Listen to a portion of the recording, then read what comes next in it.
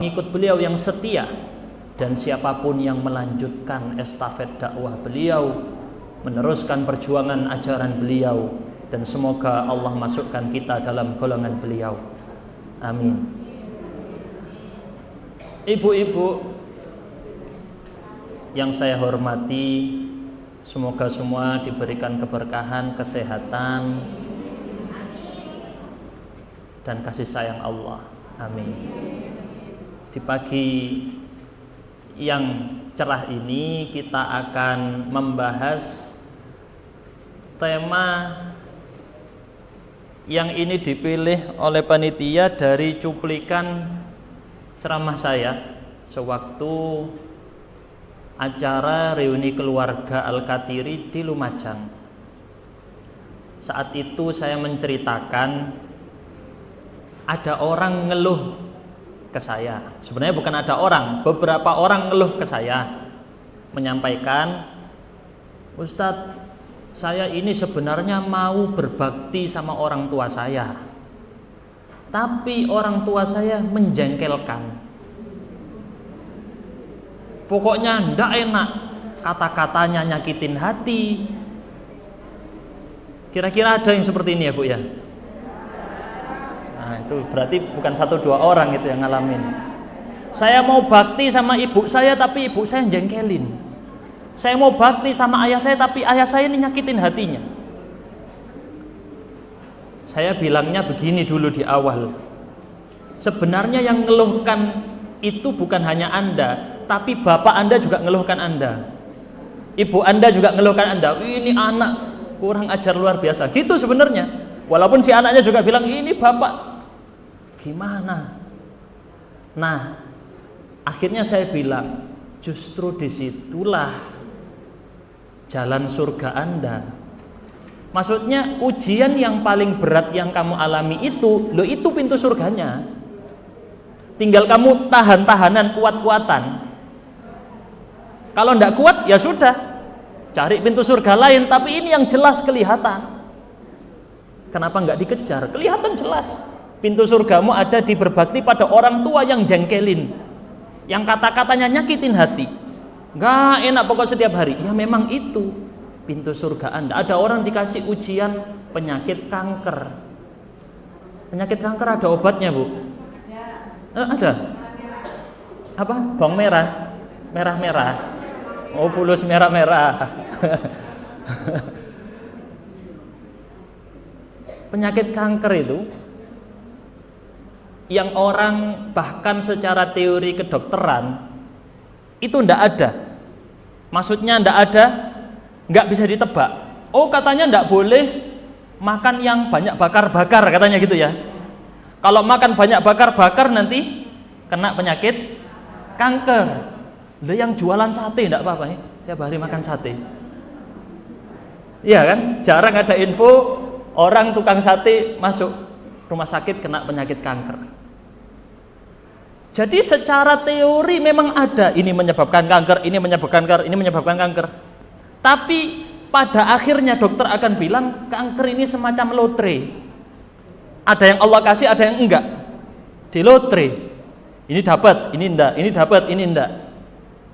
Lah kalau sudah kayak gitu memang berarti enggak ada jalan lain. Ketika Anda sudah dikasih ujian penyakit diabetes, penyakit ini, penyakit itu, ada yang sebut ini genetik Ustaz dari atas. Ya memang itu pintu surganya. Jenengan siap menghadapi atau tidak. Ujian terberat kita itulah pintu surga kita. Ada yang diuji dengan suaminya sendiri. Pemain judi online, suaminya tidak sholat ke masjid, suaminya begini, suaminya main selingkuh, suaminya. Ada yang seperti ini? Ada, banyak malah ya. Banyak. Ya memang itu pintu surga Anda.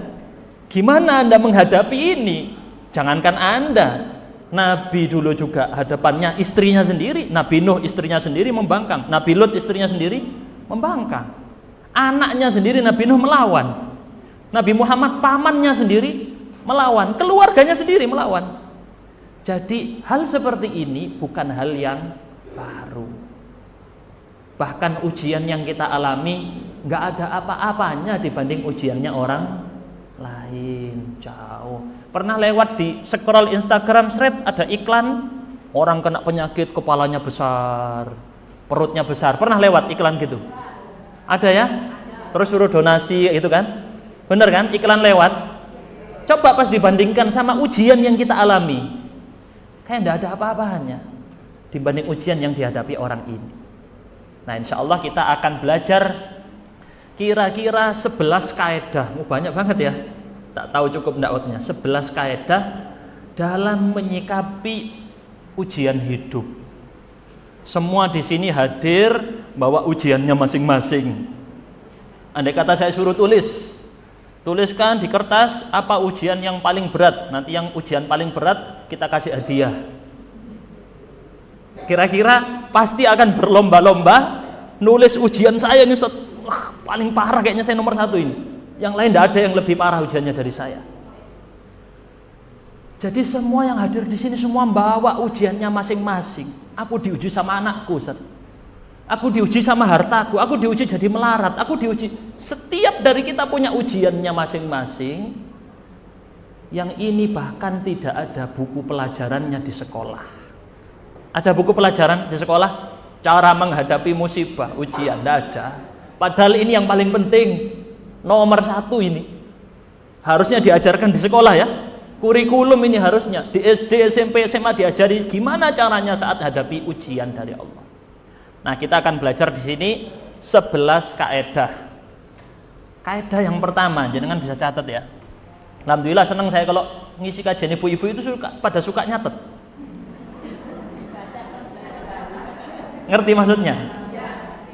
Karena bapak-bapak males nyatet ya. Sudah capek urusan kerjaan, datang wis mikir ini cabang pikirannya sudah. Datang di kajian tidur. Nah, alhamdulillah kalau ibu-ibu lebih longgar waktunya dicatat. Kaidah yang pertama, semua manusia itu pasti punya kesulitan, pasti merasakan sulit. Gak ada manusia yang gak sulit. Apa janjinya di surat Al-Balad? Baca di surat Al-Balad, la uqsimu bihadzal balad wa anta hillum bihadzal balad wa walidi wa ma walad. Allah bersumpah pakai 3 sumpah. Habis itu apa? Jadi kalau di dalam orang Arab menyebut ada sumpah, nanti ada apa yang disumpahi? Apa yang disumpahi? Laqad khalaqnal insana fi kabad. Telah kami ciptakan manusia dalam kabad. Apa itu kabad? Kabad itu mereka manusia diciptakan dalam kesulitan. Mulai dari bisa hamil itu sudah sulit. Mungkin di sini ibu-ibu ada yang diuji enggak punya anak. Lah itu pintu surganya. Siap bersabar atau enggak? Setelah sudah hamil diuji atau enggak? Berat atau enggak, Bu? Berat. Prosesnya lama, ngelahirkannya juga berat. Disangka udah selesai. Aduh, lega sudah hamil. Enggak ya? Makin berat lagi ujiannya. Gendong anak enggak bisa tidur. Saya ngalami juga. Ikut enggak bisa tidur sama istri saya. Jaga anak itu 3 bulan pertama terutama, betul. 4 bulan pertama. Setelah itu apa tambah ringan? Tambah lagi masalahnya. Jadi manusia semakin naik levelnya semakin tambah. Yang kita sangka udah selesai ini masalahnya enggak ada, ternyata naik levelnya kesulitannya lagi ya, Bu ya. Nanti umur 2 disangkanya oh santai, anakku sudah umur 2. Tambah masalahnya aneh lagi. Jadi Allah telah menciptakan manusia semuanya dalam kesulitan. Tidak ada yang tidak sulit. Kadang kita ngerasa diri kita toh orang kayaknya enak. Yang ditampilkan di medsos itu yang bagus-bagusnya toh. Sebenarnya yang jelek-jeleknya banyak, tapi disembunyikan. Oke. Berikutnya, Imam Syafi'i pernah ditanya, wah Imam Syafi'i, mana yang lebih utama? Orang dibikin enak atau orang dibikin sulit? Kata Imam Syafi'i. Nah, kalau saya nanya ibu-ibu ya, sebelum kita sebut jawaban Imam Syafi'i, ibu-ibu saya tanya ya, mana yang lebih utama pahalanya? Jadi orang kaya bersyukur atau miskin bersabar? Pahalanya besar mana? Kaya bersyukur apa miskin bersabar?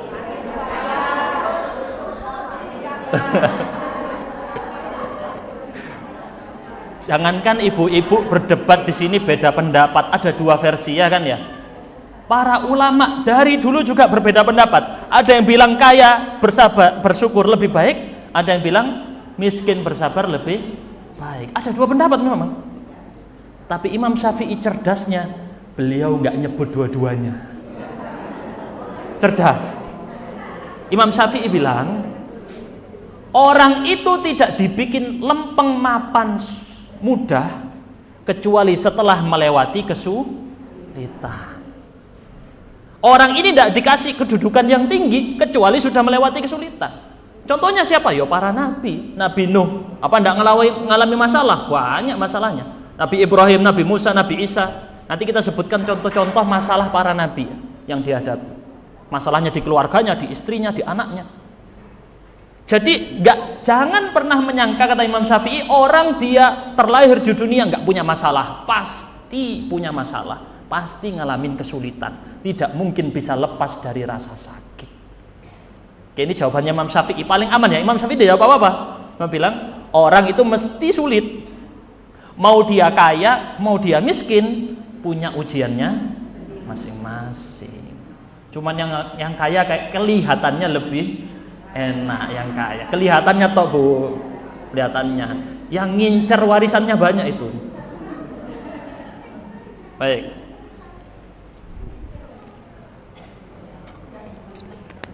Kalau bahasanya Ibnu Taimiyah, ada dua jenis manusia. Jenis pertama, orang ini mengatakan saya beriman. Jenis kedua mengatakan saya tidak beriman.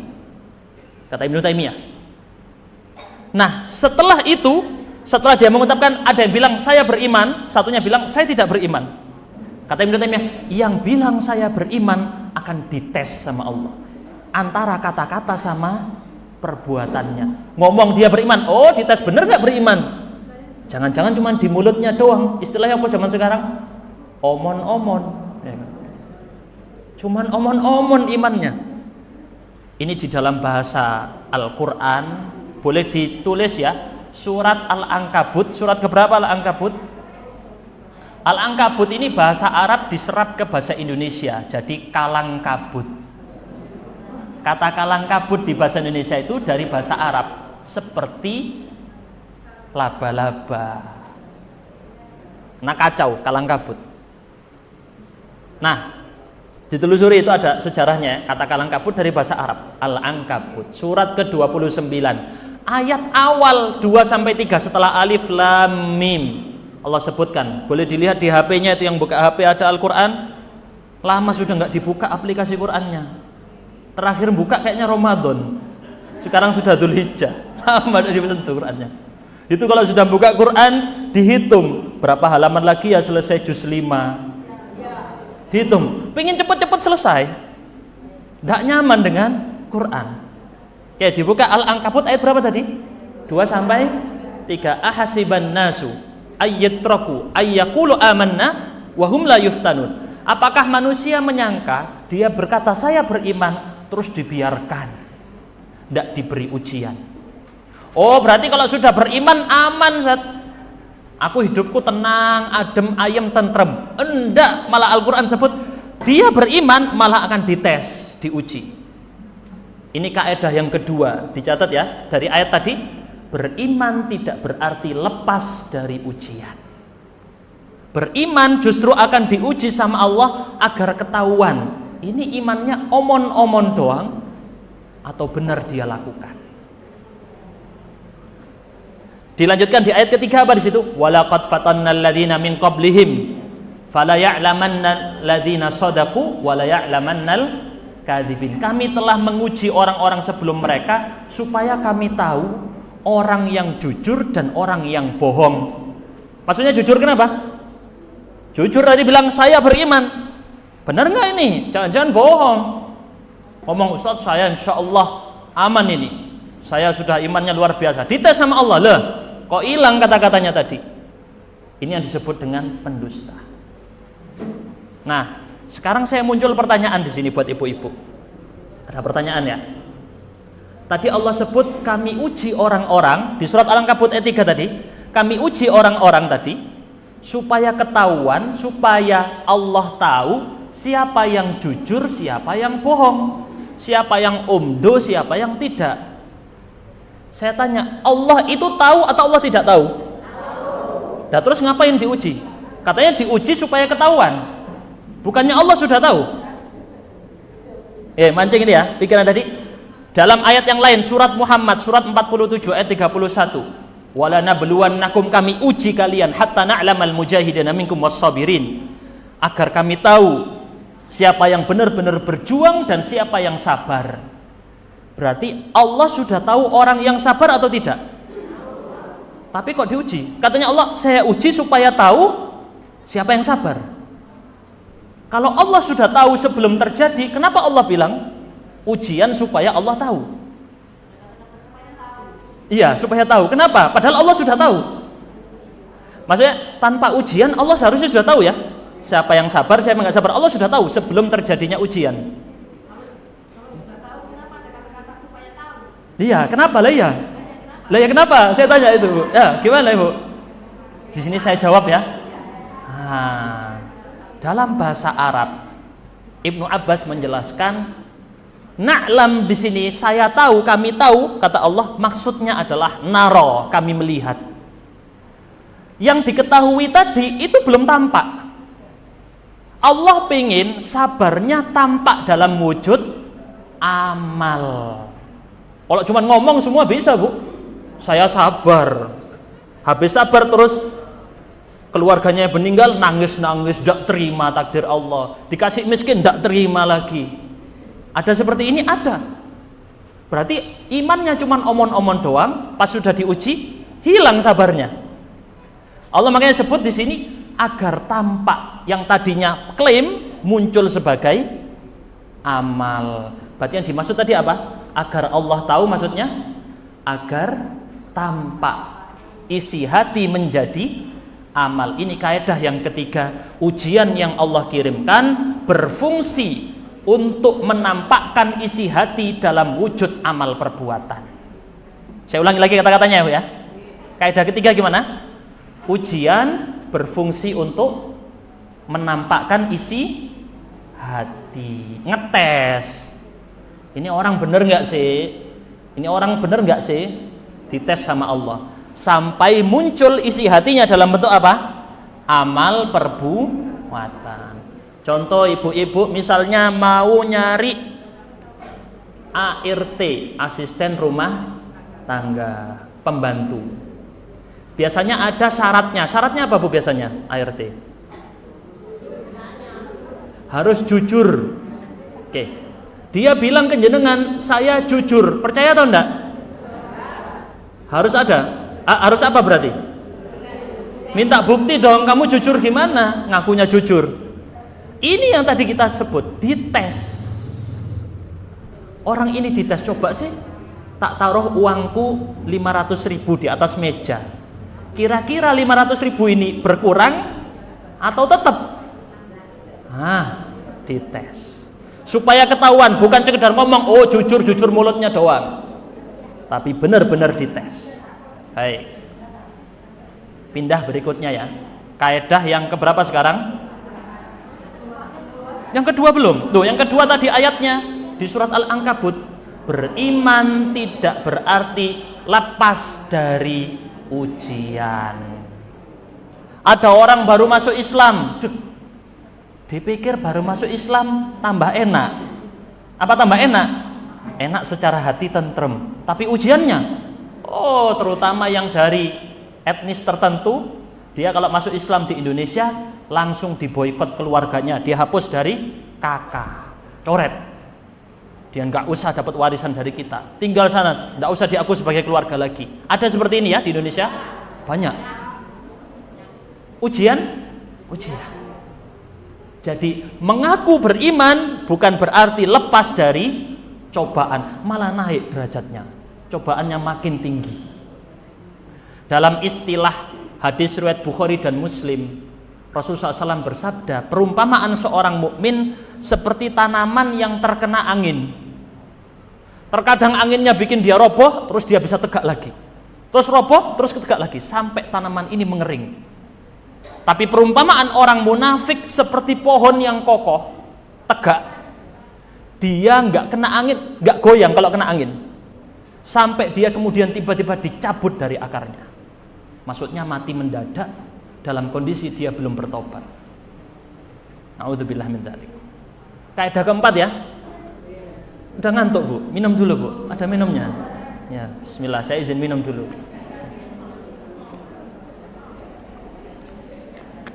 Kaidah keempat, di bahasa Al-Quran yang lain, surat Ali Imran. Ali Imran ini surat keberapa?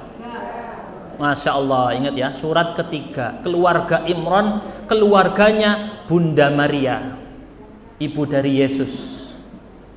Keluarga Imran. Bayangkan ya, di Quran tidak ada judul surat keluarga Muhammad, tidak ada. Malah yang dikasih keluarganya Bunda Maria. Nah, di surat tentang keluarga Bunda Maria ini, surat keberapa tadi? Ketiga, ayat 154. Nah, dicatat 154. Allah berfirman, "Waliyabtaliyallahu ma fi sudurikum waliyumahhisa ma fi qulubikum." Allah uji yang ada di dalam dada, dan supaya Allah mahis. Apa mahis ini? Di bahasa Arab, mahis artinya memilih, mengangkat sesuatu dipisahkan dari sesuatu yang lain. Dipakai biasanya itu untuk pembuatan logam mulia. Emas, Ibu kalau nambang emas supaya jadi emas yang sekarang kita dapat, emas harganya berapa Bu? Sekarang berapa? 3 juta. Aduh, saya belum mikirin emas. Emas ini sebelum yang Ibu pakai sekarang itu, dulunya itu prosesnya lama untuk jadi emas, betul ya? Dibakar, kotorannya dibuang, diambil yang bersihnya. Itu namanya sebuah proses tamhis. Diseleksi, dipilih, difilter. Allah sebut ujian digunakan untuk membersihkan emas dari kotoran. Ini ibu-ibu orang terpilih yang berhasil lolos dari ujian, diangkat derajatnya. Seperti emas dibersihkan dari kotoran, tapi harus dibakar Bu. Untuk jadi emas harus dibakar. Makanya tadi diuji pasangannya, aduh pasanganku selingkuh, aduh anakku ini ndablek, aduh ini uangku tiba-tiba bangkrut ditipu orang, aduh aku kena penyakit, orang tuaku gini, banyak dari berbagai penjuru. Ini adalah proses pembakaran diri Anda supaya jadi apa tadi? Emas. Emas kalau dia jatuh di sungai, di dalam lumpur, masih mahal atau enggak? Masih, karena emas dimanapun dia berada tetap mahal emas. Nah, di sini kita coba pakai konsep yang ini tadi ya. Saya akan jelaskan dari kisah Nabi Yusuf. Gimana kaidahnya tadi yang keempat? Ujian berfungsi untuk membersihkan emas dari kotoran.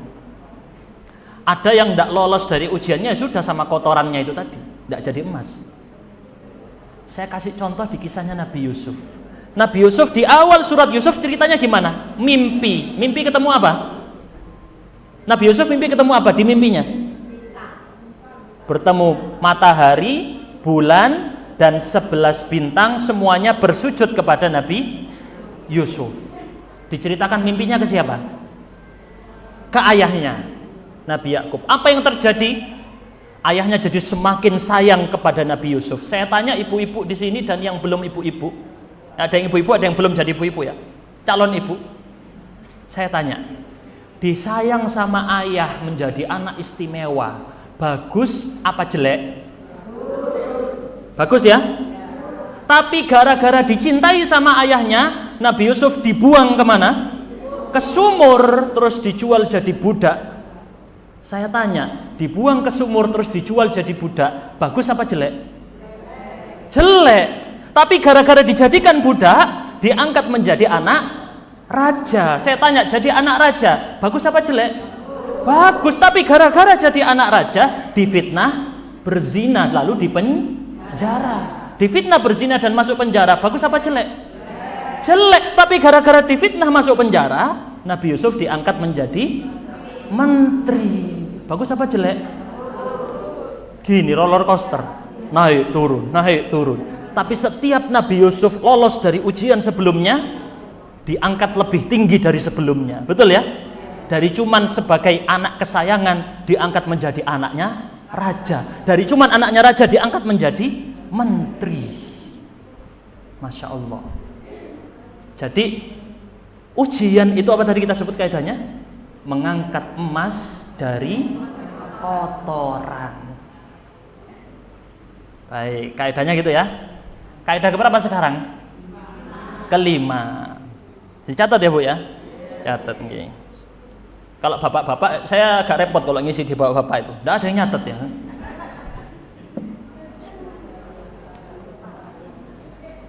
Kaidah kelima. Allah kirim musibah itu terkadang buat ngandani. Apa ngandani?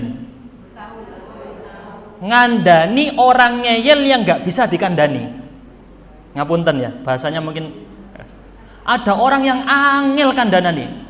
Pitutur kata ini tidak cukup, dinasehati pakai mulut tidak bisa. Ada seperti ini? Banyak, anakku sendiri Ustaz gitu. Suamiku sendiri Ustaz. Bapakku sendiri Ustaz. Ada orang yang memang mental, dinasehati tidak bisa. Maka orang seperti ini perlu dikasih tahu pakai apa? Pakai musibah nyata di depannya, dia alami sendiri, baru sadar. Jadi apa berarti kaidahnya? Ujian adalah teguran dari Allah saat nasihat lisan tidak cukup. Dinasehati tal mental, nasihati mental lagi, wangil dikandani. Ya Allah mau tidak mau kirim musibah. Ini bahasanya di Al-Quran apa ada Ustaz? Jangan atau mengarang sendiri? Oh ada di Al-Quran. Di surat As-Sajdah. Surat As-Sajdah ini biasa dipakai imam saat sholat Jumat subuh. Surat ke-32 ayat 21. Allah berfirman, "Walanudhiqannahum minal 'adzabil adna dunal 'adzabil akbar la'allahum yarji'un." Pasti benar-benar Allah pakai dua taukid di sini dalam istilah bahasa Arab. Saking orang tidak percaya, Allah pakai penegas dua. Sungguh benar-benar pasti kami buat mereka merasakan azab yang ringan sebelum azab yang berat, la'allahum agar mereka yarji'un. Apa yarji'un? Balik. Apa maksud ayat 21? Masya Allah. Surat As-Sajdah, surat 32 ayat 21. Pokoknya kaidah yang saya sebut ada dalilnya semua. Yang tadi saya singgung ya. Sudah kaidah kelima ya. Musibah adalah teguran dari Allah buat orang yang dinasihati pakai lisan mental, bebal, tidak berubah. Allah kirim, itu, kasih penyakit itu. Biar dia balik ke aku. Oh, dikirim itu, dikasih musibah harta, biar dia balik ke aku. Kata Allah, kami rasakan buat dia azab yang ringan sebelum azab yang berat. Kata para ahli tafsir diantaranya Ibnu Abbas, azab yang ringan artinya adalah musibah-musibah dunia. Dikasih musibah biar apa? Balik. Oh iya, aku ini orangnya jauh dari Allah. Aku dikasih cobaan gini akhirnya deket sama Allah. Tiba-tiba mohon maaf ya Bapak Ibu, semoga tidak terjadi.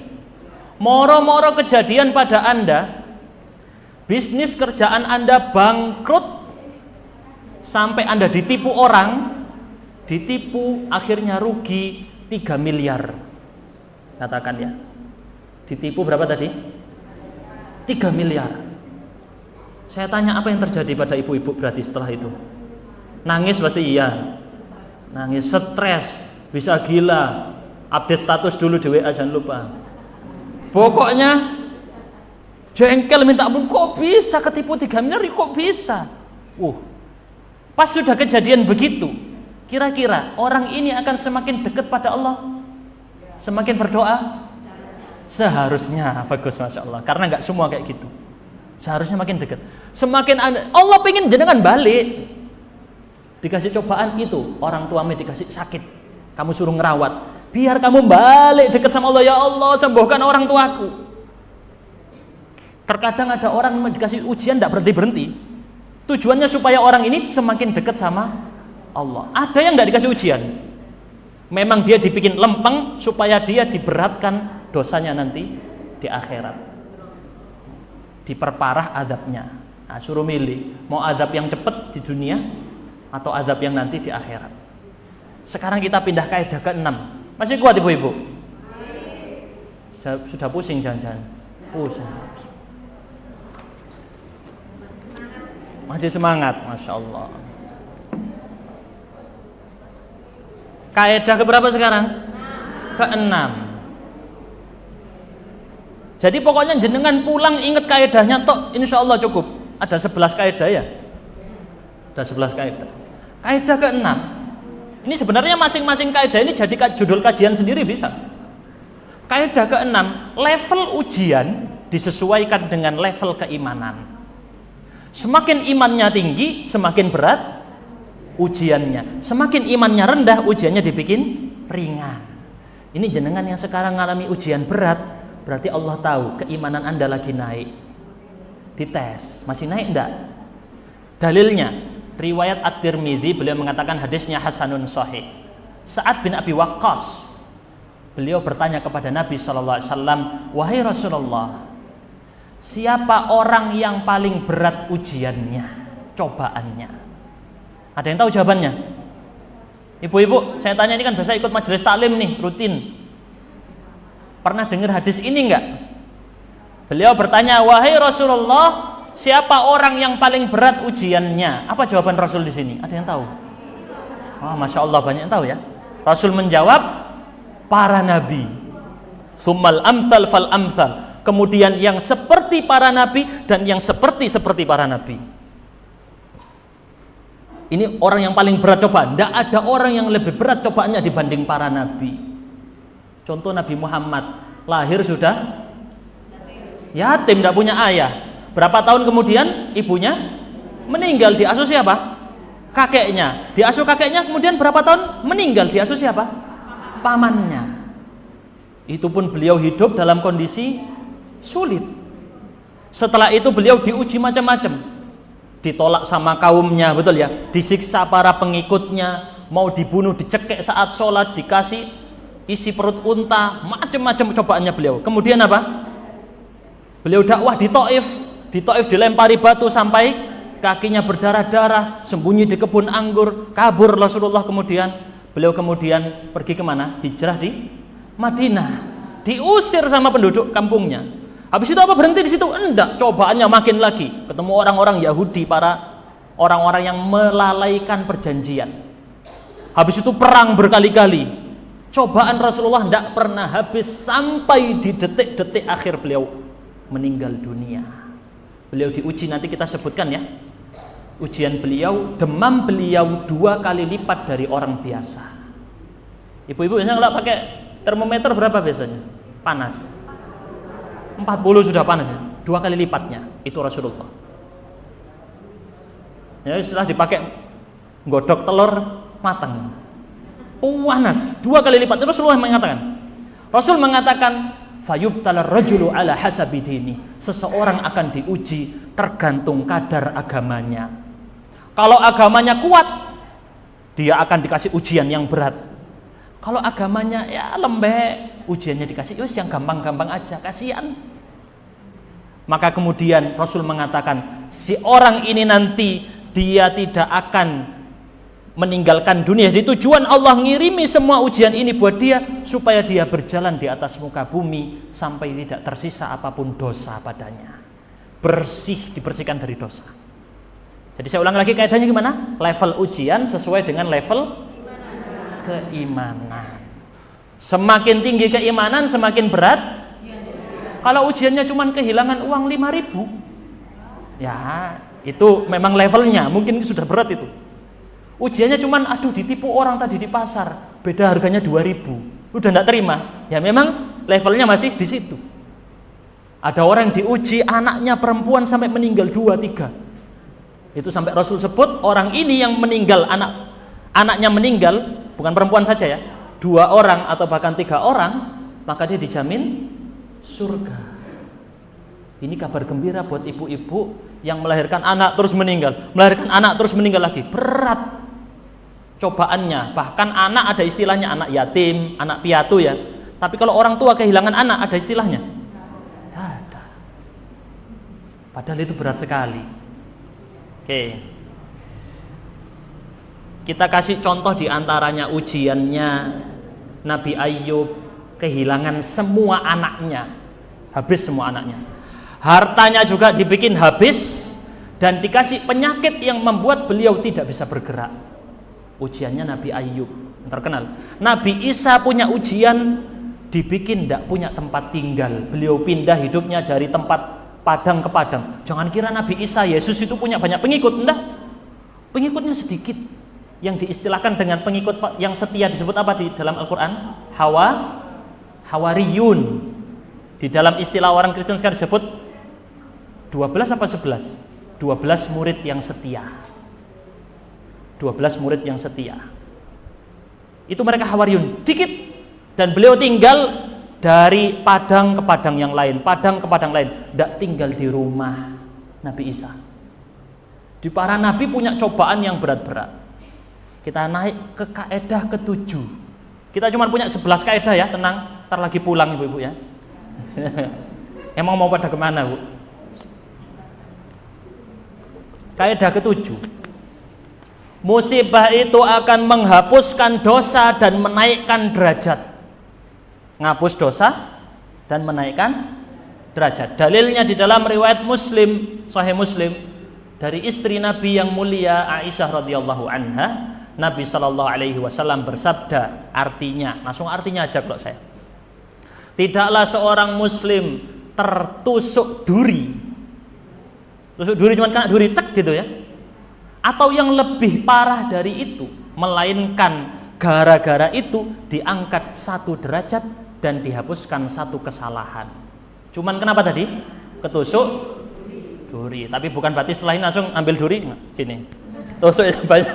Nah, bukan gitu cara memahaminya ya. Tertusuk ya, ditusuk sendiri, tertusuk ya. Bukan berarti menyiksa diri ya yang dimaksud. Tapi apapun rasa sakit yang Anda alami, ngapuskan dosa. Walaupun cuma sakit hati. Tadi ada orang di pasar ngatain aku. Itu ngurangin dosa Anda, ngangkat derajat. Tapi Ustadz, saya orangnya tidak punya dosa. Wah, itu sudah dosa itu. Ngaku saya tidak punya dosa, itu sudah dosa itu. Katakan orang ini sudah bersih, tidak punya dosa, Allah angkat derajatnya. Nabi Muhammad tidak punya dosa, tapi dengan cobaan-cobaan tadi Allah bikin lebih naik derajatnya di surga. Karena surga itu bertingkat. Tidak sama. Ada orang rajin sholat tahajud, rajin sholat jamaah, rajin ngaji Quran tiap hari. Sama nggak dengan orang yang tidak tahajud, tidak ngaji Quran? Sama. Surganya sama. Kalau sama tidak adil Allah dong. Beda.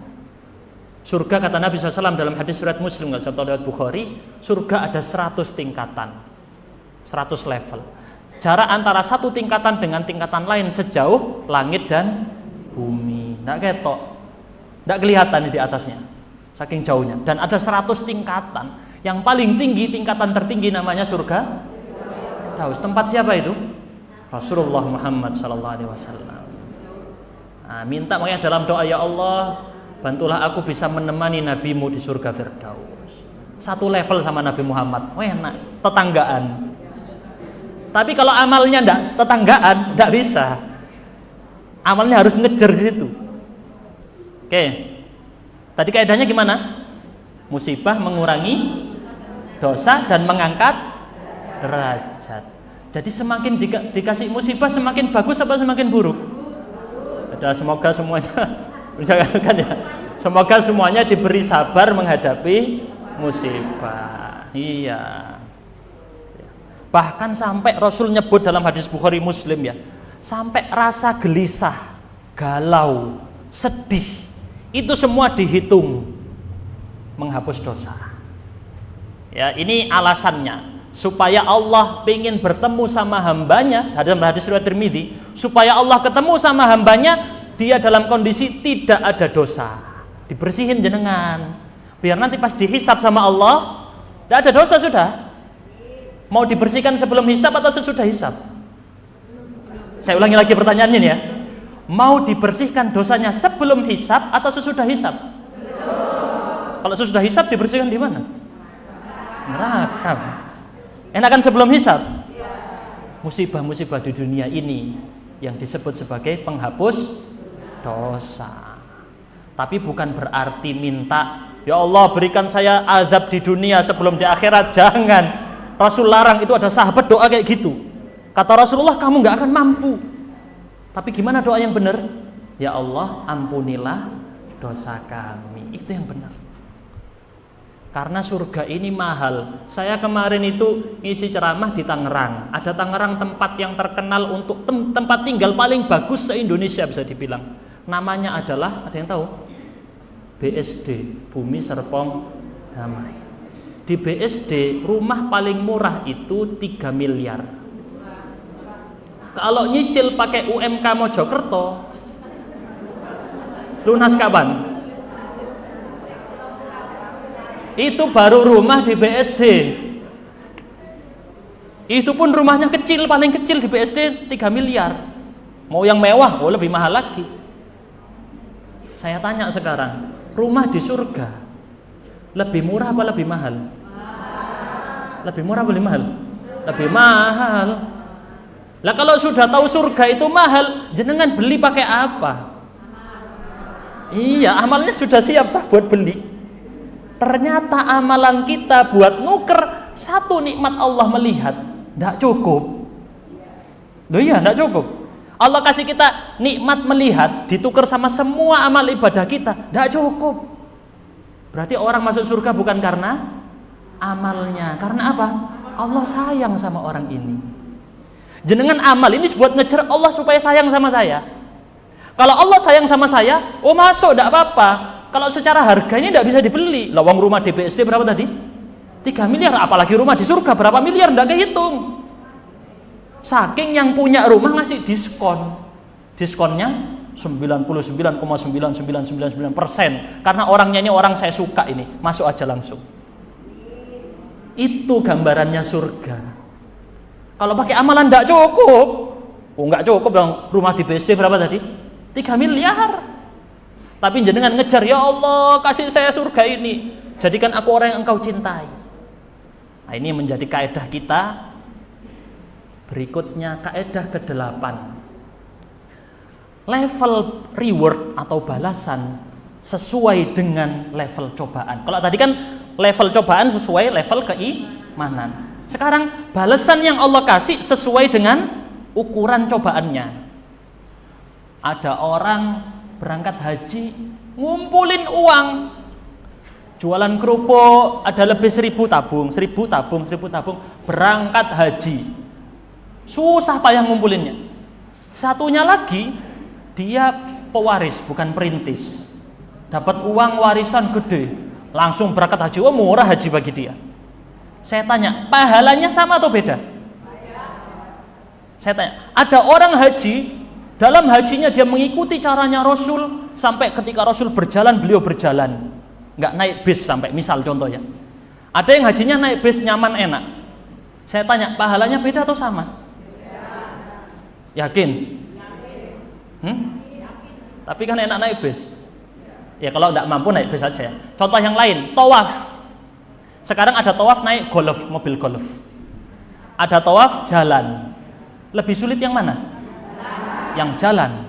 Kaidah para ulama menyebut semakin berat cobaannya itu semakin besar pahalanya. Semakin dia apalagi jalannya sambil dorong ibunya pakai kursi roda, oh semakin besar lagi pahala yang dia dapat. Jadi beda.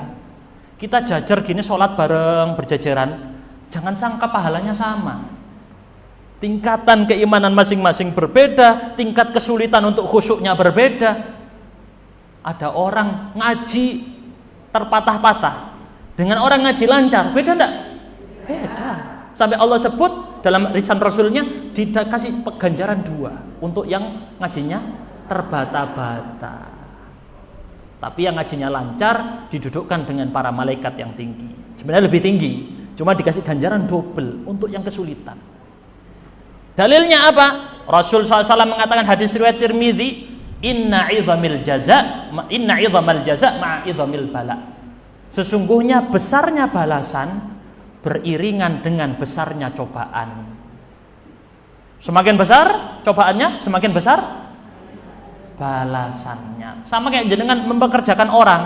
Ada orang kerja 8 jam sama kerja 4 jam. Gajinya sama apa beda? Beda. Sama juga jenengan kayak gitu. Lanjutannya Rasul mengatakan, wa innallaha idza ahabba qauman ibtalahum. Kalau Allah suka pada suatu kaum, Allah uji. Jadi ujian adalah tanda Allah sayang, Allah cinta. Allah kalau suka sama seseorang, Allah uji. Seperti para nabi dikasih ujian banyak. Jadi kalau jenengan tidak dikasih ujian sama sekali, aduh, khawatir ini tanda Allah berpaling dari Anda. Khawatir Allah tidak cinta sama Anda. Allah kasih ujian supaya Allah cinta sama Anda. Faman radiya falahur ridha. Maka orang yang nerima ujian ini, dia dapat cintanya Allah. Dan orang yang tidak terima, murka, nggak suka sama ujian ini, Allah juga nggak suka sama dia. Ini hadis riwayat At-Tirmidzi, hadisnya hasan. Sampai dalam riwayat yang lain, nanti orang-orang di hari kiamat yang dulu di dunia dia dapat enak, jarang dapat cobaan, iri sama orang yang punya cobaan di dunia, sampai berangan-angan andai dulu di dunia kulit mereka digunting dengan gunting. Ini hadis riwayat Tirmidzi, diperselisihkan sahih atau lemahnya, tapi dihasankan oleh Al-Albani. Sampai orang-orang yang tidak dapat cobaan iri sama orang yang dapat cobaan di hari kiamat, saking besarnya pahala tersebut. Innama yuwaffas sabiruna ajrahum bighairi hisab. Kata Allah dalam Al-Quran, dibalas pahala untuk orang yang sabar dengan balasan yang tidak ada batasnya, gak dihitung. Kalau jenengan ada hitungan, sholat sendiri berapa pahalanya? Diistilahkan di hadis Rasul 1 derajat. Kalau sholat berjamaah pahalanya berapa? 27 derajat. Ada hitungannya ya? Ada. Kemarin puasa Arafah, apa hitungannya pahalanya? Dihapuskan dosa 1 tahun yang lalu dan 1 tahun yang akan datang. Tapi kalau sabar nggak ada hitungnya. Karena sabar ini nggak ada batasnya. Karena ada orang bilang sabar ini ada batasnya, gitu kan ya? Allah janjikan buat orang yang sabar tidak ada batasnya dengan ganjaran yang tidak ada batasnya. Ditumpahkan setumpah-tumpahnya. Ini khusus buat orang yang mampu bersabar. Kaidah ke-9 yang tadi sudah kita sebut ya. Musibah adalah tanda cinta dari Allah. Allah cinta sama Anda. Dalilnya tadi sudah disebut, dan juga di riwayat Bukhari, may yuridillahu bi khairan yusib minhu. Siapapun yang Allah ingin kebaikan padanya, Allah kirim ujian musibah buat dia. Ini orang yang dicintai sama Allah. Rasul tadi yang saya ceritakan ya, di riwayat Bukhari dan Muslim, beliau lagi kena penyakit demam, sakit waktu mau meninggal itu ya. Ditanya, wahai Rasulullah, engkau panas luar biasa berat. Sampai Aisyah menceritakan saat itu, Aisyah, Abu Sa'id Al-Khudri, sahabat Nabi, pas Rasulullah sakit sebelum meninggal, beliau itu ditutup dengan selimut tebal. Panasnya Rasul kerasa dari balik selimut. Ada yang pernah kayak gini? Biasanya kalau tutup selimut tidak muncul ya panasnya ya, sudah ya. Itu Rasul panasnya sampai tembus selimut yang tebal. Sampai ditanya, wahai Rasulullah, ini berat sekali demam yang Anda hadapi. Rasulullah mengatakan, memang demikian yang kami alami para nabi. Yudha'afu lanal ajr, dibalas kami dengan berlipat ganda. Di dalam riwayat yang lain, aku diberikan demam dengan demam 2 kali lipat, atau dengan demam 2 orang di antara kalian. Jadi gabungan 2 penyakit demam digabung jadi 1 pada Rasulullah. Lebih berat daripada manusia biasa. Ini yang kemudian menjadi asal tadi perkataan orang yang paling berat cobaannya adalah para nabi, kemudian yang seperti para nabi, kemudian yang seperti para nabi. Jadi kalau memang jenengan posisinya mau di surga paling dekat sama para nabi, ya ini ngejar ke sini. Tapi di situ cobaannya banyak. Ya tadi saya bilang, ngeluh, aduh Ustaz, ibuku ini jengkelin. Aku males mau bakti sama ibuku, aku tak nyari pintu surga lain. Nah itu, padahal pintu surga yang paling dekat ini, tapi Anda lalaikan. Pintu surgamu adalah ujianmu yang terberat. Itu judul kajian hari ini. Ujian terberatmu adalah pintu surgamu. Tapi kamu berusaha lari dari itu. Baik, saya kasih contoh lagi ya. Suatu saat di riwayat Bukhari dan Muslim, Abdullah bin Abbas bercerita kepada muridnya Atha bin Abi Rabah, kamu mau aku kasih tunjuk wanita penghuni surga? Ini di sini, sekarang lagi hidup di sini, ada orang wanita itu penghuni surga. Mau aku kasih tahu yang mana orangnya? Ditunjukkan. Akhirnya Ibn Abbas tunjukkan. Itu. Wanita yang kulitnya hitam itu, dia penghuni surga. Loh kok bisa? Diceritakan. Wanita ini terkena penyakit ayan. Ternyata wanita ini terkena penyakit ayan. Ayan itu gimana, Bu? Epilepsi ya? Itu kejang-kejang gitu ya. Kena penyakit seperti itu. Dia datang kepada Rasulullah, lapor, aku kena penyakit ayan. Kalau aku kambuh, auratku tersingkap. Masya Allah ya. Jadi bukan masalah penyakitnya aja, khawatir auratnya kesingkap. Wahai Rasulullah, doakan aku supaya sembuh. Maka Rasul mengatakan, kalau kamu mau, aku doakan. Kalau kamu mau, aku doakan. Sembuh. Tapi kalau kamu mau bersabar, kamu dapat surga. Milih mana? Tetap penyakit ayan terus dapat surga, apa dibikin sembuh tapi belum tentu dapat surga? Milih yang mana? Gak milih. Repot juga, Bu ya. Alhamdulillah Rasulullah jawabannya bukan gak milih. Baik. Dia disuruh milih. Kamu mau kena penyakit ayan terus masuk surga, atau sembuh tapi ya enggak tahu surga apa enggak, belum tahu, harus berusaha lagi. Maka beliau memilih, wahai Rasulullah, aku siap bersabar, biar enggak apa-apa aku tetap penyakit ayan. Tapi dia ngasih syarat, ya Rasulullah, kasih saya satu hal saja, doakan aku agar ketika ayannya kambuh, auratku tidak tersingkap. Akhirnya Rasulullah doakan ini, dan benar ketika dia kambuh, penyakitnya auratnya tidak tersingkap. Tapi penyakitnya tetap ada. Orang ini termasuk penghuni surga. Masya Allah. Ibu-ibu yang sekarang kena penyakit, terkadang sudah doa lama, Ustaz 10 tahun saya doa, tidak diangkat-angkat penyakitnya. Apakah Allah berarti tidak mengabulkan doa? Allah tahu yang lebih baik buat ibu dibanding yang ternyata tadi saya bilang. Saya tanya ke jenengan, Nabi Yusuf di penjara baik atau buruk? Kata jenengan buruk, tapi gara-gara di penjara jadi diangkat jadi menteri. Yang kelihatan di depan kita buruk belum tentu itu buruk. Allah lebih tahu tentang kita dibanding diri kita sendiri. Nah, itu kaidah nanti yang kita jelaskan ya insyaallah. Contoh lagi ya. Kenapa? Prosesnya yang buruk, hasilnya yang baik, Masya Allah. Cuman di proses itu banyak yang berguguran. Riwayat yang lain, contoh lagi ya, hadis riwayat Bukhari, Rasul mengatakan apabila Allah berfirman. Jadi kalau Rasul mengatakan bersabda, Allah berfirman, ini namanya apa? Hadis qudsi. Dia nggak ada di Quran tapi firman Allah, cuman dari sabdanya Nabi. Riwayat Bukhari, hadisnya sahih. Kalau sudah Bukhari sahih pasti hadisnya ya. Allah berfirman, aku kalau menguji hambaku dengan dua yang paling dia cintai, penafsiran para ulama, dua yang paling dia cintai adalah mata. Kalau aku uji dicabut penglihatannya, jadi apa berarti? Buta, tunanetra. Fasobara, lalu dia sabar, aku ganti dua mata ini dengan surga. Jadi orang yang tunanetra terus sabar dijamin surga. Di sini ada yang mau jadi tunanetra, Bu? Cita-cita? Tidak cita-cita? Tidak ada. Ya itu tadi, makanya memang berat. Cobaan terberatmu adalah pintu surgamu. Orang yang diuji tadi jadi tunanetra sulit sudah. Mau daftar lowongan kerja di mana-mana, walaupun 19 juta lapangan pekerjaan, tetap tidak diterima semua. Kenapa? Ya jarang tunanetra sih sudah. Oh tidak bisa ini. Baik, lanjut. Saya kasih contoh lagi kisah umat terdahulu ya. Saat itu Khabbab ibn al-Arad. Ini Khabbab sendiri cobaannya berat sekali. Saya cuma lupa riwayatnya ya. Khabbab bin Arad ini termasuk cobaannya sangat berat. Tapi beliau melapor ke Rasulullah. Kan saat itu Bilal bin Abi Rabah diuji gimana cobaannya saat di Mekah. Dipakaikan pakaian besi, pakaian perang, terus ditaruh di bawah sinar matahari di padang yang panas. Luar biasa panasnya. Ada yang pernah umroh?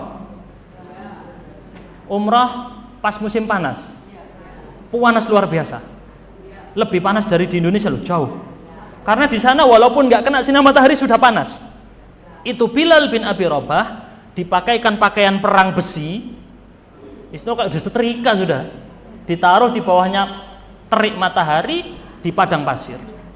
Diancam harus mengucapkan kalimat kufur, tidak boleh agama dengan agama Muhammad. Cobaan berat, macam-macam. Sampai dulu orang-orang Mekah diuji 3 tahun diboikot umat Islam, Bani Hashim, Bani Abdul Muttalib. Selama 3 tahun diboikot, tidak boleh ada jual beli sama mereka, tidak boleh saling menikah sama mereka, tidak boleh ngobrol sama mereka, tidak boleh. Apa yang terjadi? Sampai mereka makan dari daun-daunan. Daun, ada daun apa dimakan, rumput dimakan, kulit hewan dimakan. Nggak ada makanan apa-apa. 3 tahun. Kita baru diuji, dolar naik, wah ribut. Betul ya? Nggak ada apa-apa ujian kita sama sekali. Maka saat Khabbab bin Arat ngelapor, wahai Rasulullah, kapan kita menang? Ini kita selalu kalah, kondisinya kayak gini, disiksa di mana-mana, ada yang dibunuh, ada. Ini contoh Sumayyah, keluarganya Yasir. Sumayyah adalah orang pertama yang meninggal mati syahid, perempuan loh ya. Orang pertama yang mati syahid dalam Islam siapa namanya tadi? Sumayyah. Istrinya siapa? Yasir. Anaknya namanya Ammar bin Yasir. Sumayyah orang yang pertama kali meninggal. Kondisi meninggalnya gimana? 2 kakinya diikat pada 2 unta terbuka lebar, kemudian ditombak, mohon maaf, di area kemaluannya. Ditombak di area kemaluannya, meninggal, mati syahid. Orang yang pertama mati. Sedangkan suaminya dalam kondisi disiksa sampai mati, saking parahnya siksaannya. Yang dicambuk lah, yang diapa, enggak tahu ya, riwayatnya ada banyak. Jadi cobaan orang dulu parah. Itu Khabbab ngeluh kepada Rasulullah, ya Rasulullah, kapan kita menang? Kondisinya kok kayak gini terus, dicoba terus, ujiannya berat. Maka Rasulullah mengatakan, orang yang dulu di antara kalian, orang umat terdahulu yang beriman, ada yang dikubur hidup-hidup, disisakan kepalanya, kemudian gergaji memotong kepalanya menjadi 2. Itu cobaan orang dulu. Dia disuruh untuk murtad, keluar dari agamanya. Ini hadis riwayatnya Bukhari, hadis sahih. Dibelah jadi 2 kepalanya. Cobaannya berat. Kita tidak dapat. Baru dolar naik sudah ngeluh. Baru harga ini naik ngeluh. Cobaan kita tidak ada apa-apanya. Saya bukan bazar pemerintah, mohon maaf. Ada yang dituduh bazar pemerintah? Enggak. Saya bicara bagaimana agama melihat suatu musibah. Rasul melanjutkan, ada juga orang terdahulu cobaannya disisir dengan sisir dari besi yang panas. Kalau sisir biasanya buat apa, Bu? Rambut dirapikan gitu ya. Ini enggak, sisirnya buat ngeruk dagingnya dipisah dari tulangnya. Dagingnya dipisah dari uratnya. Tapi itu tidak membuat dia berlepas dari agamanya Allah. Tetap berpegang teguh, ngalah dia. Saya siap mati untuk agama Allah. Itu yang dilakukan umat-umat terdahulu. Maka Rasulullah mengatakan, demi Allah, agama ini akan sampai ke seluruh dunia. Sampai keamanan nanti akan terjadi, sampai orang berjalan dari Son'a ke Hadramaut dalam kondisi tidak takut kecuali Allah. Tetapi kalian adalah orang-orang yang terburu-buru. Rasul menyebut ini kalian orang nggak sabaran. Ujian kalian nggak ada apa-apa. Nah ini sebagai, sudah berapa menit ini Bu? Hampir 1 jam ya? Udah pegel saat ini, punggung. Jenengan enak sandarannya, saya pesan prioritaskan yang sepuh-sepuh, kasih tempat bersandar ya. Ya cobaan, disuruh bersabar, cobaan. Baik. Kaidah keberapa sekarang? 10, masih ingat ya? Kaidah ke-10, udah mau terakhir ini, kan sampai 11 tadi. Tapi saya nggak sebut dulu kaidahnya, saya sebut perkataannya dulu. Abdurrahman bin Auf sahabat yang kaya luar biasa ya. Abdurrahman bin Auf itu cerdas dulu itu. Kalau jualan, ini contoh saja jualannya beliau. Kalau jualan 1000 unta, itu beliau nggak ngambil untung sama sekali. Harga belinya sama dengan harga jualnya, cuman ngambil untung di talinya. Tali sama perawatan 1 hari. Dengan cara itu dia untung 1000 dinar. Karena satu untanya tetap, jadi ada tambahan entah 1000 dinar berapa. Pokoknya hitungannya jadi lebih mahal. Maksudnya untungnya besar, ngambil dari apa istilahnya keuntungan yang kecil tapi banyak. Itu caranya Abdurrahman bin Auf dalam berdagang. Orang kaya. Beliau mengatakan, "Bulina bid-dharra fasabarna wa bulina bis-sarra falam nasbir." Kami diuji dengan kesulitan, kami bisa sabar. Tapi saat kami diuji dengan kekayaan, kemudahan, kelapangan harta, kami tidak bisa sabar.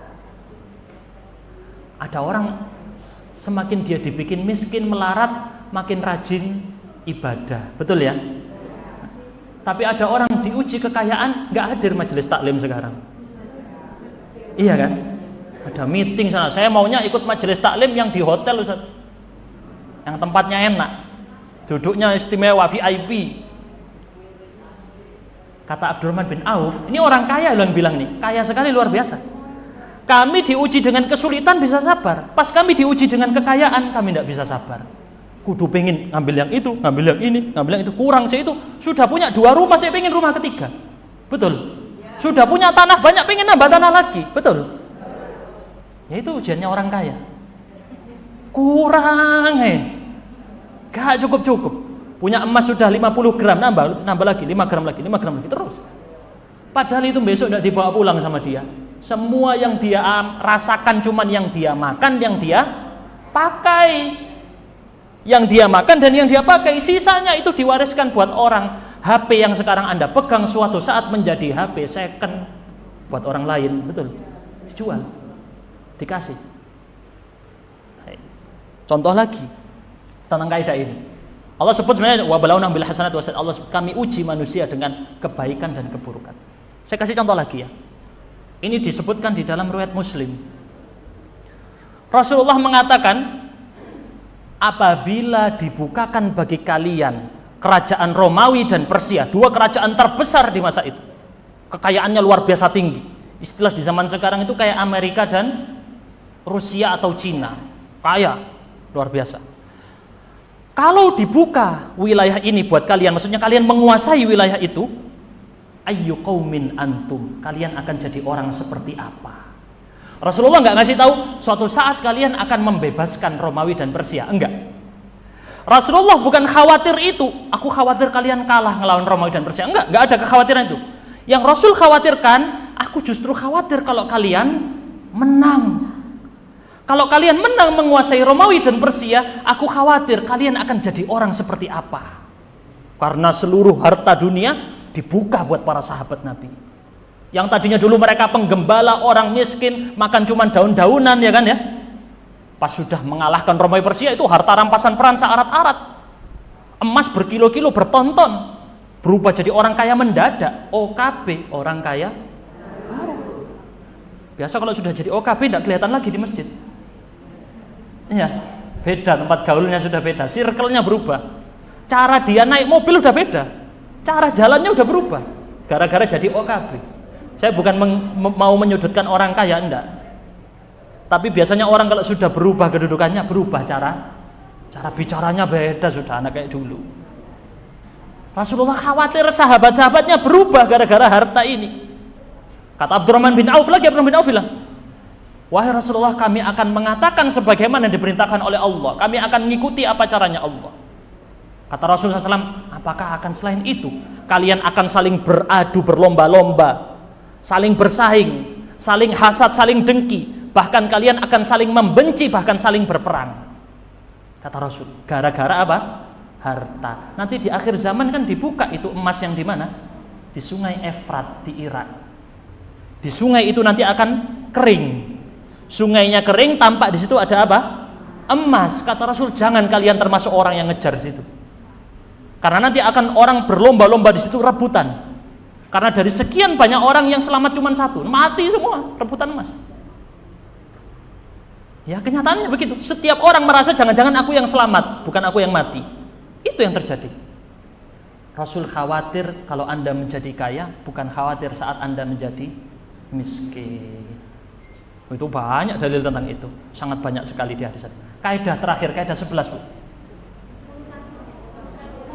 Loh, 10. Oh iya, 10 apa tadi kaidahnya? Ujian kesenangan itu lebih berat dari ujian kesulitan. Lebih berat diuji dengan kekayaan dibanding dengan kemiskinan. Tidak apa-apa Ustaz, saya dikasih ujian kekayaan aja, gitu ya. Makanya tadi kita bilang lebih baik jadi orang kaya yang syukur apa miskin yang sabar. Milih yang mana Ibu? Yakin? Saya tinggal ngaminkan ini. Ayo pilih jadi kaya yang syukur apa miskin yang sabar? Orang kaya hisapnya lama loh, gimana? Orang miskin masuk surga duluan, orang kaya masih nunggu. Dihisap lama sekali. Itu transaksi hari ini belum selesai, hitung transaksi besoknya. Wah. Iya, bagus, betul. Saya tidak bahas itu ya, itu topik lain aja sama Ustadz Sultan nanti. Bagusnya kaya bersyukur apa? Miskin bersabar. Perdebatan para ulama itu panjang, mana yang lebih baik. Baik, kaidah ke-11 ya. Terakhir ini, kaidah terakhir. Yang tampak itu baik di mata kita belum tentu itu baik. Yang tampak itu buruk di mata kita belum tentu itu buruk. Tadi kisahnya Nabi Yusuf, kelihatannya seolah-olah baik. Oh, jadi anaknya raja, enak. Anak asuh, anak angkatnya raja enak atau enggak? Enak. Tapi gara-gara itu difitnah jadi tahanan penjara, karakternya dijatuhkan, dituduh melecehkan seksual. Oh, hancur karakternya, disiksa juga di penjara. Enak atau enggak? Enggak enak. Apa yang kelihatan sekarang itu belum tentu adalah hasilnya. Apa dalilnya? Surat Al-Baqarah. Surat berapa Al-Baqarah ini? Yang tahu cuma satu ini berarti ya. Kapan terakhir nyentuh Quran, Bu? Terakhir nyentuh Quran kapan? Ramadan kemarin saat, sekarang sudah tidak sentuh lagi.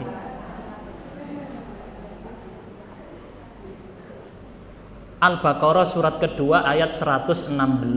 Allah berfirman, wa asa an takrahu syai'an wa huwa khairul lakum. Bisa jadi yang kamu benci itu bagus buat kamu. Wa asa an tuhibbu syai'an wa huwa syarrul lakum. Bisa jadi yang kamu suka itu malah buruk buat kamu. Wallahu ya'lamu wa antum la ta'lamun. Allah tahu, kamu tidak tahu. Allah lebih tahu kepada diri kita dibanding diri kita sendiri. Aturannya Allah lebih bagus dibanding aturan kita. Ya Allah, aku pasrah, Engkau atur urusanku. Aku nggak mau diriku sendiri ngatur urusanku. Aku bodoh, aku nggak tahu urusanku mana yang lebih baik. Aku serahkan pada Engkau ya Allah. Ini dibaca dalam zikir pagi dan petang. Ada yang tahu? Apa doanya di zikir pagi dan petang? Ya Hayyu ya Qayyum bi rahmatika astaghits aslih li sya'ni kullah wa la takilni ila nafsi tarfata. Itu minta, ya Allah, atur urusanku. Jangan serahkan urusanku pada diriku sendiri walau sekejap mata. Karena kalau kita yang ngatur, kita kadang doa ngatur Allah. Ya Allah, aku pengen tanah yang itu. Kasih kepada saya ya Allah tanah yang itu. Ada orang doa seperti itu. Seorang ibu doa, ya Allah berikan saya 3 miliar. Ya kira-kira mirip dengan ini, saya lupa nominalnya ya. Ya Allah berikan saya 3 miliar, berikan saya 3 miliar. Terus doa begitu. Ternyata benar Allah kabulkan 3 miliar. Tapi dari jalur uang denda kematian anaknya. Mau Bu? Nah kan ya dikabulkan. Jadi apa yang kelihatan di mata kita baik, belum tentu itu baik. Kadang kita dihalau, jangan nikah, jangan mantu sama anak itu. Ini kebetulan ibu-ibu ya, mikirnya udah pengen mantu. Kadang kita pengen, aku pengennya mantu sama itu. Ternyata Allah halangi, tidak jadi mantu sama itu, sama mantu sama yang lain. Itu terkadang ada maksudnya, bukan terkadang, mesti ada maksudnya.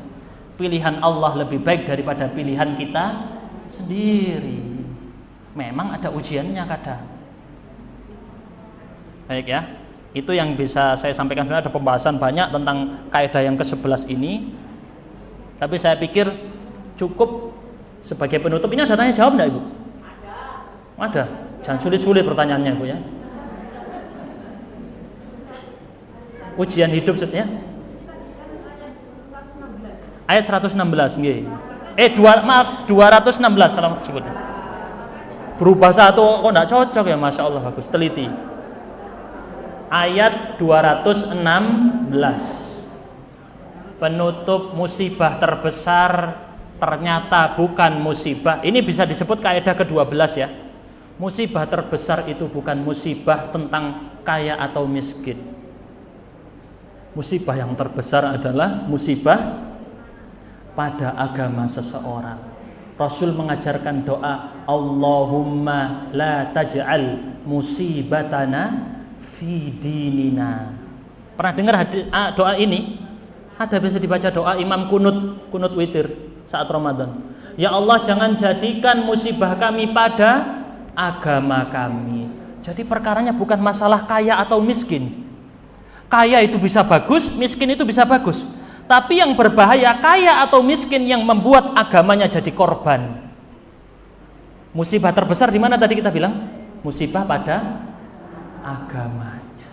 Allahumma, gimana doanya tadi? Allahumma la taj'al musibatana fi dinina. Ya Allah, jangan jadikan musibah kami pada agama kami. Musibah kami pada keluarga kami masih oke, pada harta kami masih oke, pada dunia kami masih oke. Tapi kalau di masalah agama, jangan sampai. Baik, ini yang bisa saya sampaikan. Kita masuk tanya jawab. Betul, ada tanya jawab. Oh, ditulis. Iya, ditulis saja ya Bu ya. Terserah, ada tanya jawab monggo, enggak ada alhamdulillah. Kalau saya maunya suara itu mana? Enggak apa-apa. Monggo. Nunjuk siapa dulu? MC-nya mana tadi? Yang menunjuk MC-nya aja. Monggo Ibu dulu ya, monggo Ibu dulu. Pakai mic ya.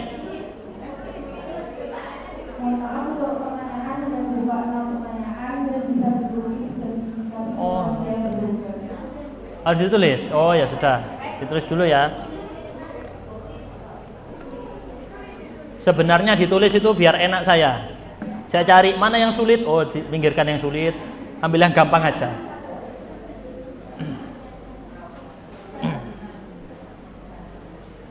Ini file materinya mau Ibu download apa enggak file materinya? Dibagikan ya, filenya tadi.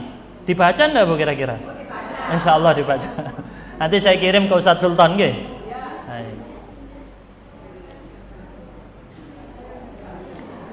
Soalnya banyak yang belum saya sampaikan, nanti tinggal dibaca sendiri.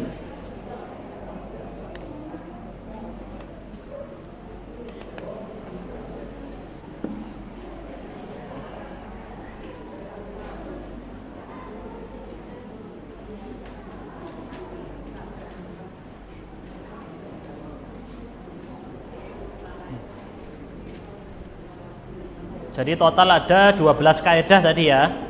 12 kaidah.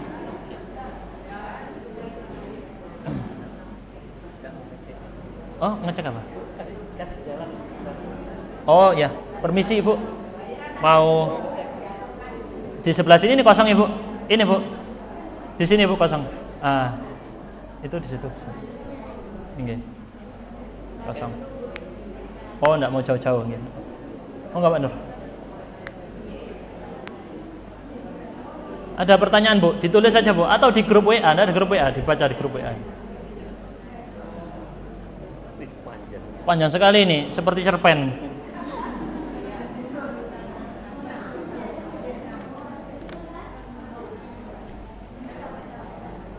Saya baca yang pendek dulu ya, panjang sekali yang ini. Bismillah, ini saya baca namanya, enggak usah ya. Saya Fulanah, mohon solusinya untuk putri saya. Di Komade saya dibentak sakit hati sama putri saya, tapi tetap mendoakan yang terbaik. Ini buat putrinya, mohon didengarkan. Ibu Anda, ini nanti Ibu cuplikan videonya kirim ke grup WA keluarga ya. Dipotong videonya, dikirim ke WA keluarga. Ini buat putri atau anak yang suka menyakiti hati orang tuanya, menaikkan nada bicara.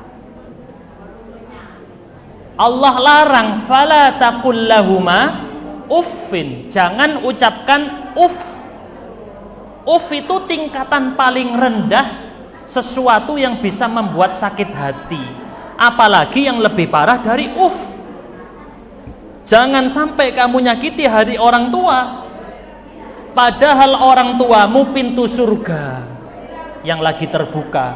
Kalau sudah orang tua meninggal dalam kondisi ada kezoliman yang belum dimaafkan, hati-hati, bisa dituntut di mana? Di akhirat. Kalau sudah di akhirat tidak bisa selesaikan dengan salam jabat tangan.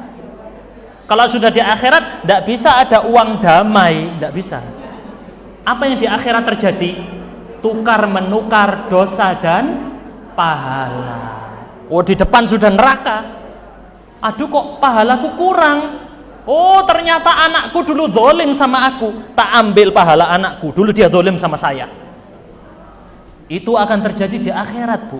Makanya disebut di dalam surat Abasa, yauma yafirrul mar'u min akhi. Seorang akan lari dari saudaranya sendiri.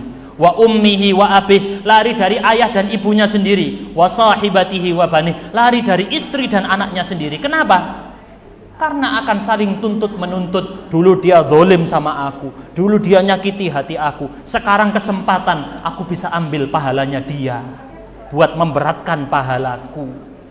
Nah, buat si anak ini, maukah Anda memberikan pahala Anda nanti di akhirat, atau sekarang Anda milih bakti sama ibumu mumpung masih hidup di dunia? Ini Bu ya, dicuplik tadi videonya, kirim ke grup WA keluarga. Gitu. Baik. Ini ada pertanyaan. Ini kasihan yang pertanyaannya panjang ya. Ntar dulu. Bagaimana perbedaan ujian dan istidraj? Apa itu istidraj? Apa itu istidraj?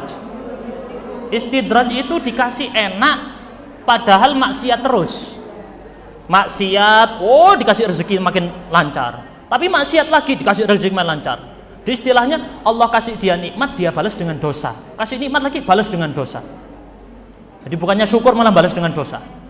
Orang seperti ini akan terjadi, namanya dia termasuk kategori istidraj. Allah akan hukum dia dengan semakin berat. Tapi nanti di akhirat, gimana cara membedakannya? Patokan yang bisa dilihat adalah pada perkataan Urwah bin Zubair di dalam riwayat Musannaf Ibnu Abi Syaibah, perbuatan baik itu akan mengantarkan pada perbuatan baik yang lain. Perbuatan buruk akan mengantarkan pada perbuatan buruk yang ciri-ciri orang yang diterima ibadahnya semakin soleh. Ada orang pulang umroh, kalau semakin soleh berarti diterima umrohnya. Ada orang sibuk nyari Lailatul Qadar. Saya tanya ibu, Lailatul Qadar tanggal berapa? Ya enggak tahu. Lailatul Qadar tanggal berapa? Enggak tahu. Ada yang ngejer tiap pagi dicek mataharinya, betul ya? Difoto tiap pagi, cekrek mataharinya Lailatul Qadar bukan? Besoknya lagi dicek, cekrek mataharinya Lailatul Qadar bukan? Dicek ciri-cirinya, kalau malam katanya Ustadz begini, ciri-cirinya kalau pagi kayak begini. Padahal ciri-ciri Lailatul Qadar yang paling besar ada di mana? Di dirinya sendiri. Kalau dia makin soleh setelah keluar dari bulan Ramadan, berarti Ramadannya diterima. Kalau dia makin buruk setelah Ramadan, jangan-jangan khawatir Ramadannya tidak diterima. Itu ciri-ciri perbedaan ujian dan istidraj. Bukan melihat apa perbuatan Allah pada kita, tapi melihat apa perbuatan kita pada Allah. Saya ulangi lagi ya. Bukan melihat perbuatan Allah pada kita, makin dikasih miskin atau dikasih makin kaya, dikasih makin sehat atau dikasih makin sakit. Bukan, nggak lihat itu. Lihat apa? Perbuatan Allah kepada, perbuatan kita kepada Allah. Semakin taat berarti itu ujian. Semakin maksiat berarti itu istidraj. Baik. Lagi-lagi pertanyaan yang singkat. Tambah banyak ya Pak ya. Masih kuat Bu. Ini udah dibaca semua sampai maghrib ini. Baik. Saya nanti pilih yang udah mirip-mirip, enggak usah saya jawab ya. Apakah semua musibah itu teguran dari Allah dan bentuk kasih sayang Allah? Bagaimana? Tadi mirip ya, sudah ya? Sudah mirip ya, tentang membedakan mana musibah, mana cobaan, mana teguran. Baik, sudah saya jelaskan barusan. Saya bingung membaca yang mana ya, baca ini dulu. Saya ibu dan sekaligus istri, selama ini kehidupan saya rasanya lempeng saja. Gimana Ustadz? Padahal kata Ustadz level ujian lewat keimanan. Iya, berarti lempeng-lempengnya itu tadi juga bentuk ujian buat jenengan. Mungkin belum lulus dari ujian yang itu. Jadi alhamdulillah kalau dikasih lempeng ya alhamdulillah. Dulu Nabi Sulaiman juga ujiannya dengan kekayaan. Ada yang ujiannya seperti itu. Nah Allah kasih jenengan kaya, berapa dari kaya atau kemudahan tadi dikasih ke orang, bantu orang yang susah, ada enggak? Ada loh orang dikasih kaya di wilayah tertentu, itu pancingan dari Allah. Kamu buat sekolah di situ, kamu buat masjid di situ, tapi enggak sadar-sadar orangnya. Ada. Itu ada sekolah butuh bantuan, dia enggak bantu. Itu cobaan buat dia sebenarnya. Apakah dia akan memperberat hisabnya nanti di akhirat atau tidak? Apa yang sebaiknya saya lakukan? Sholat di rumah dengan ibu yang tidak bisa jalan di masjid karena ibu saya sakit, ataukah saya sholat jemaah di masjid? Untuk wanita, pahala yang lebih besar adalah sholat di rumah. Walaupun pahala di masjid tadi disebut itu lebih utama, itu khusus untuk para laki-laki. Sedangkan wanita punya dalil yang lebih khusus. Ketika ada dalil lebih umum dengan dalil lebih khusus, didahulukan dalil yang lebih khusus untuk mengkhususkan yang umum. Itu teori usul fikihnya. Maka jenengan sholat di rumah pahalanya lebih besar dari jamaah di masjid. Walaupun tidak dilarang wanita untuk sholat jamaah di masjid, tidak dilarang, gitu ya, boleh. Apakah rasa syukur dapat menghapus dosa dan menaikkan derajat? Ya insya Allah sama, kategorinya sama. Baik, secara makna sama ya, insya Allah demikian. Salah satu 11 kaidah adalah musibah itu tanda cinta dari Allah. Tapi saat kita di musibah biasanya spontan kita ngomong, ya Allah, seharusnya kita senang kalau diberi musibah karena tandanya Allah sayang. Bagaimana itu Ustadz? Saat kita di musibah biasanya spontan, ya Allah, seharusnya kita senang kalau. Iya, seharusnya gitu Bu. Seharusnya pada saat musibah senang, alhamdulillah ya Allah dikasih musibah, alhamdulillah saya melarat, punya utang banyak, makanya sering doa. Kalau saya tidak dikasih utang, saya tidak doa. Gara-gara ada utang, saya doa. Bagaimana kalau kita kesal dengan suatu kezaliman yang tidak mampu kita luruskan, tapi malah menjadikan kita akhlakless, mengkritik dalam bentuk satir, sindiran, misalnya lagu viral MBG. Cobaan juga ya. Jenengan mau ikut-ikut menghina atau enggak? Seburuk-buruknya perbuatan pemerintah kepada kita, apakah itu membuat kita halal mencela orang lain? Mencela orang loh ya, beda dengan mengkritik kebijakan, beda loh. Mengkritik kebijakan ada ranahnya sendiri, betul ya? Mencela orangnya, boleh enggak? Ya sudah, jenengan sudah tahu jawabannya ya. Nah, cobaan apa mau ikut nyanyi lagu viral MBG ya, untuk mencela seseorang? Ya orangnya mungkin, loh orangnya senyum-senyum Ustaz senang. Ya kata siapa sih, bisa jadi dia ada sakit hati. Enak dia nuntut di akhirat yang dituntut jutaan orang. Jadi jangan melihat kebenaran pada apa yang viral dilakukan orang lain. Oh orang yang lakukan banyak, wis ikut-ikut juga, soalnya tren. Nah, orang itu juga punya perasaan. Ini tadi yang belum dibaca di sini, sudah ya? Ini sudah semua, alhamdulillah sudah. Tidak ada yang terlewat ya. Semua sudah, alhamdulillah. Tinggal 2. Nah, ibu-ibu ya. Ini sebentar lagi agendanya kemana, Bu? Belanja.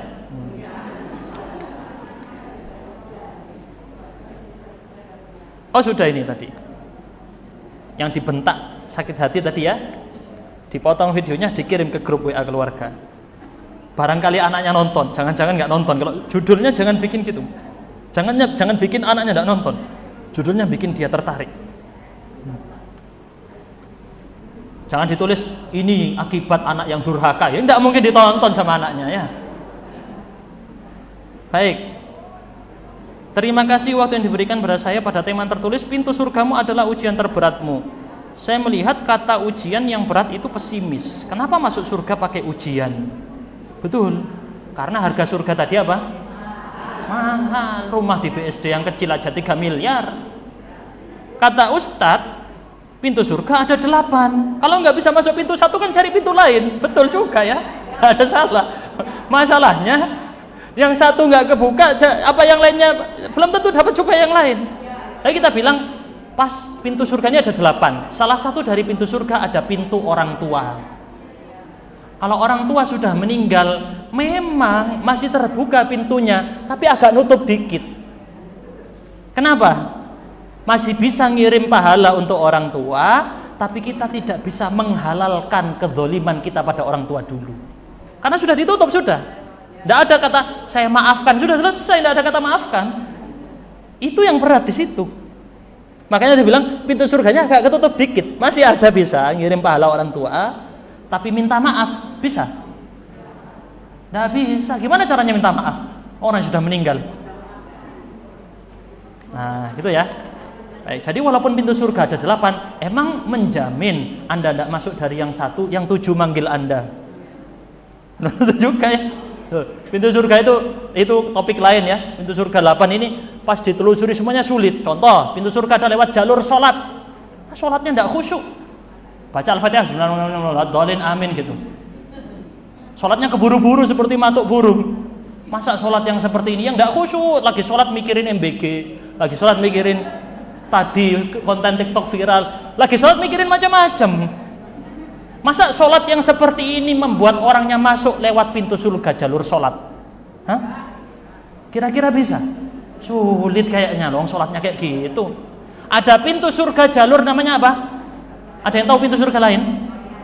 Puasa. Puasa Ramadan kemarin. Tapi orangnya cuman puasa Ramadan, itu pun puasa Ramadannya ya campur-campur maksiat.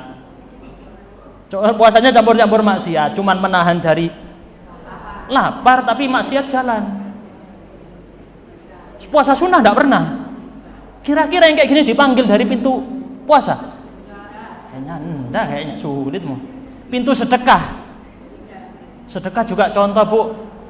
Di sini di kantong saku ada uang ungu sama uang merah. Kotak amal lewat, seret. Yang keluar masuk yang ungu apa yang merah? Mending yang ungu. Ada yang nggak masuk dua-duanya lewat kotaknya. Kita pun masih milih, dilihat dulu sih, takut salah masuk. Sing 100.000 apa 10.000? Model sedekah kita aja masih seperti itu. Gitu kok mau dipanggil dari jalur pintu sedekah. Jadi pas ditelusuri pintu-pintu surga ini koyok-koyok angel semua. Lah orang tua ini yang paling mudah. Kalau sudah orang tua bilang, nak, aku ridho sama kamu, beres ya. Aku ridho, aku seneng sama kamu. Selama ini kamu sudah melayani aku sepenuh hati. Aku rela kamu sebagai anakku. Kira-kira yang seperti ini mudah masuk surga? Tapi untuk kata-kata itu keluar dari orang tua, mudah atau sulit? Sulit. Untuk muncul kata-kata dari suami, aku rela, aku ridho, kamu istriku. Kamu sudah melayani aku luar biasa. Besok di hari kiamat aku bela kamu masuk surga. Enak gitu, beres kayak gitu ya. Nah, kalau mau itu sudah tobat dan banyak kebaikan. Pas Allah ridho dan berkehendak berucap sekali katanya masuk. Saya izin baca dulu ya, takut dianggap tidak menghormati. Teksnya tadi ini panjang. Kata Ustadz, pintu surga ada 8. Kalau nggak bisa masuk pintu 1, kita cari pintu lain. Iya betul. Kalau manusia udah tobat dan banyak kebaikan, pas Allah ridho dan berkehendak, berucap sekali kun fayakun pada surat Yasin ayat 82, masuklah surga. Apalagi Allah Maha Pengasih dan Penyayang. Mana letak Allah menyayangi hambanya? Saya yakin dan pasti di grup Al-Irsyad Ad-Duha masuk surga semua. Amin, amin, amin. Masya Allah. Insya Allah masuk surga semua. Cuman surga itu ada yang dibersihkan dulu mampir, ada yang enggak. Harapan harus ditanamkan, tapi takut juga harus ada. Nggih, Bu. Oh nggih, punya ibu tadi. Nggih, nggih, Bu. Monggo. Belum puas? Oh ya, nggak kuat.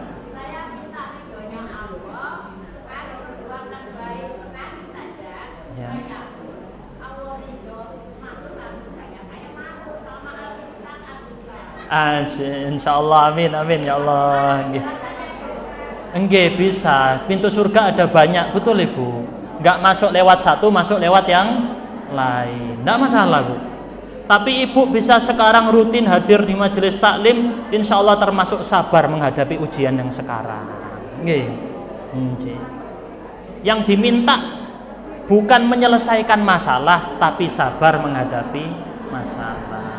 Alhamdulillah. Demikian. Ditutup dengan doa. Kita tutup dengan doa ibu-ibu ya.